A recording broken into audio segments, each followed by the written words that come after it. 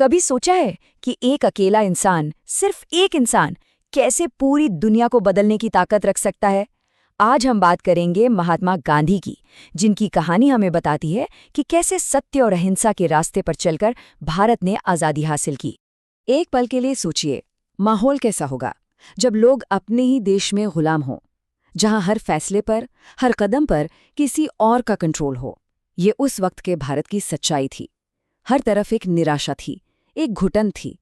तो इस गहरे अंधेरे के बीच वो कौन था जो उम्मीद की एक रोशनी बनकर सामने आया?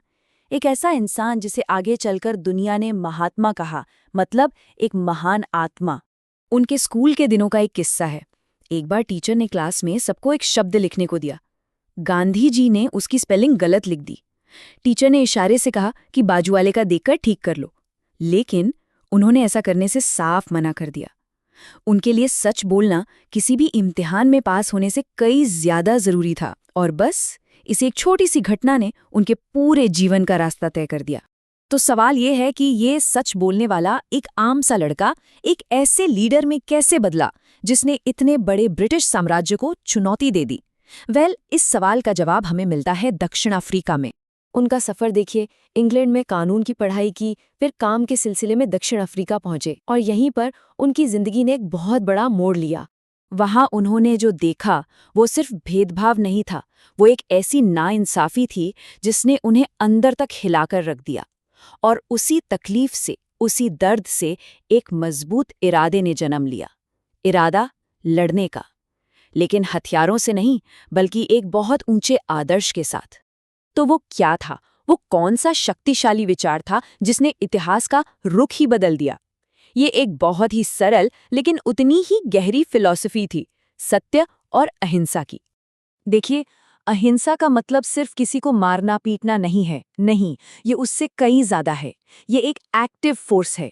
मतलब जब आपके सामने बुराई हो तो आप नफरत से नहीं, बल्कि प्यार और हिम्मत से उसका सामना करें। ये कमजोरों का नहीं, बल्कि मजबूत इरादों वालों का हथियार है। सोचिए, एक ऐसी दुनिया में जहां माना जाता था कि जिसकी लाठी उसकी भैंस, ये कितनी बड़ी और नई सोच थी। गांधी जी दुनिया को एक नया रास्ता दिखा रहे थे। एक ऐसा रास्ता जो सिर्फ लड़ाइयां नहीं, बल्कि लोगों के दिल और दिमाग जीत सकता था। अब देखिए, अंग्रेजों ने नमक जैसी रोजमर्रा की चीज पर इतना भारी टैक्स लगा दिया था। ये हर भारतीय, खासकर गरीबों के लिए एक बहुत बड़ा बोझ था। तो इसी अन्याय के खिलाफ गांधी जी ने अहिंसा का एक ऐसा प्रदर्शन किया जो इतिहास में अमर हो गया।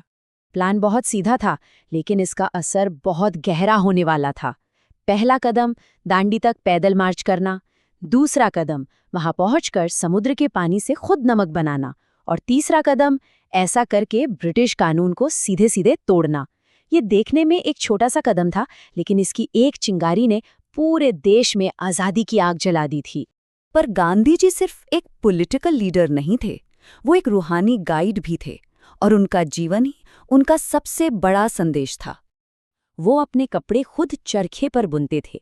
क्यों? ताकि आत्मनिर्भरता का संदेश दे सकें। वो हर धर्म के लोगों के साथ रहते थे ताकि एकता और भाईचारे को बढ़ावा मिले।